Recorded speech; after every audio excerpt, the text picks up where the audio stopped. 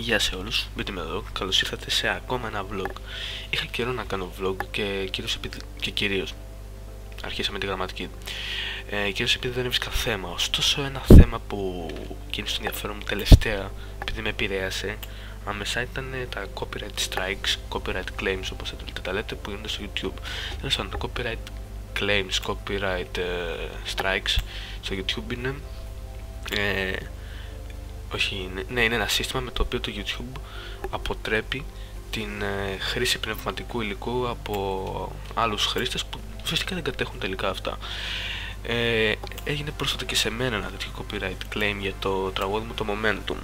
Όσοι ξέρετε γενικότερα και παρακολουθείτε το κανάλι, τι δύο που το παρακολουθείτε, κάνω μερικά τραγούδια τα οποία τα φτιάχνω εγώ με το Sound Nation, είναι μια ιστοσελίδα που έχει διάφορα loop για μουσικόνικα τέτοια και τα συνθέτω εγώ τέλος πάντων και τα φτιάχνω.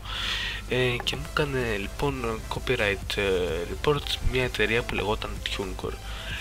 Αυτή η εταιρεία TuneCore μου έκανε ως claim το ότι ένα λεπτό, να το δω, ναι, ότι παραβίασε τα δικαιώματα ενός τραγουδίου που λεγόταν Arrebato. Το ψάξα εγώ, ψάξα το τραγούδι Arrebato λοιπόν, που το Arrebato ήταν ένα ισπανικό τραγούδι, γιατί ήταν το μόνο που βρήκα που να λέγεται Arrebato, το οποίο θα υπάρχει και σε link στο description, έτσι για να το ακούσετε και μόνοι σας. Και με το που το άκουσα και λέω, ίσως έχει μια μουσική που ίσως φαίνει στο Momentum, δεν έχει την παραμικρή μουσική που να φέρει στο Momentum. Ενδιαφέρον, έτσι.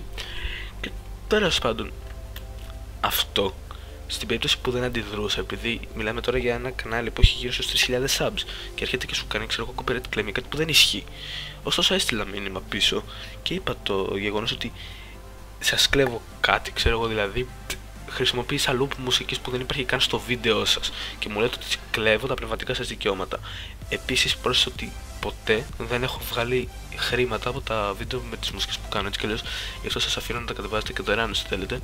Γι' αυτό δηλαδή τα βάζω και στο SoundCloud και σε αυτά, δεν τα αφήνω να το κατεβάσετε με converter άμα αρέσει στον ένα από τους δύο που βλέπουν τα κανάλια μου, τον ένα από τους δύο που βλέπει τα βίντεο μου, άμα του αρέσει να το κατεβάσει.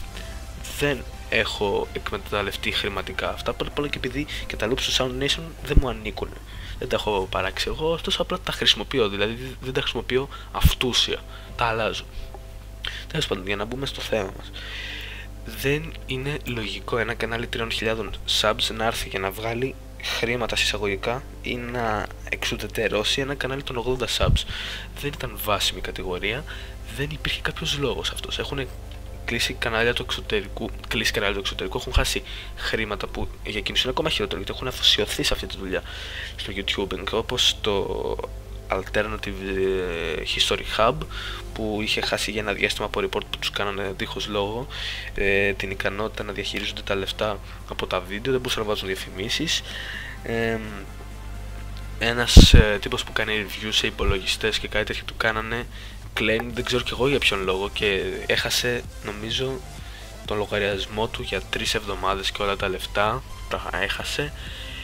Τα άλλοι youtubers όπως ο Great Day Under A ή ο I Hate Everything, μπορείτε να το ψάξετε, μπορώ να σας βάλω και άλλα βίντεο κάτω στην περιγραφή. Τέλος πάντων, αυτό που θέλω να πω είναι ότι όλη η φάση έχει γαμηθεί και ακούτε το ποντίκι μου από πίσω. Δεν είναι λογικό να κάνουν claim σε κανάλια που είναι μικρότερα. Δεν βγάζει νόημα. Δεν ήταν κάποιος βάσιμος λόγος που κάνανε claim χωρίς λόγο. Τουλάχιστον μπόρεσα, στέλνοντας μήνυμα στο YouTube, να πάρω μια απάντηση που λέει, όπως βλέπετε και στην οθόνη, αγαπητέ χρηστιμπίτι, σας έχουμε ευχάριστα νέα, ναι, πολύ ευχάριστα, μπράβο. Μετά τον έλεγχο της διαφωνίας σας, ο κάτοχος TuneCore αποφάσισε να καταργήσει ένα αξίες πνευματικών δικαιωμάτων για τα βίντεο στο YouTube. Ευχαριστώ, τρελέ μου, να είσαι καλά, όχι με έσωσες, γιατί εγώ ξέχανα όλα τα χρήματα τα οποία έπαιρνα από εκεί πέρα. Φλαμένε, δεν βγάζει νόημα αυτό. Και θα ήθελα να πω ότι αυτή τη φορά, γιατί υπήρχε ακόμα και σαν τέτοιο, ουσιαστικά υπήρχε δυνατότητα, η πιθανότητα, όχι δυνατότητα, να χάσω ακόμα και το κανάλι με αυτές τις βλακίες. Αυτό δεν μου φαίνεται απλό λογικό, φαίνεται παράλογο, φαίνεται ηλίθιο, φαίνεται καθυστερημένο. Ήταν ένα μικρούλι vlog αυτό, ήταν ένα 5 λεπτό, εντάξει κομπλέ, αυτό ίσα καλύτερα που τα 5 λεπτό και δεν ήταν 100 ώρες. Και αυτά θα ήθελα να παραθέσω, ήθελα τέλος πάντων να μοιραστώ τη γνώμη μου για ένα γεγονός που μου συνέβη τώρα πρόσφατα. Και αυτά. Μέχρι την επόμενη φορά να είστε όλοι καλά. Κάντε ένα like στο βίντεο αν σας άρεσε. Δεν πειράζει. Αφήστε ένα σχόλιο με τη γνώμη σας από κάτω αν θέλετε. Κάντε εγγραφή στο κανάλι για να παρακολουθείτε και άλλα βίντεο που κάνω. Gaming videos και όχι βίντεο με μουσική και κάτι τέτοια μόνο. Και αυτά. Τζον Πάρα, δεν το χάνα. Μέχρι την επόμενη φορά ήμουν ο BGM και τώρα σε ακούσουμε το momentum έτσι για να πάθει TuneCore. Έτσι για να μάθει TuneCore. Έτσι. Αδίκες στο διάλογο και. Γεια. Τα λέμε.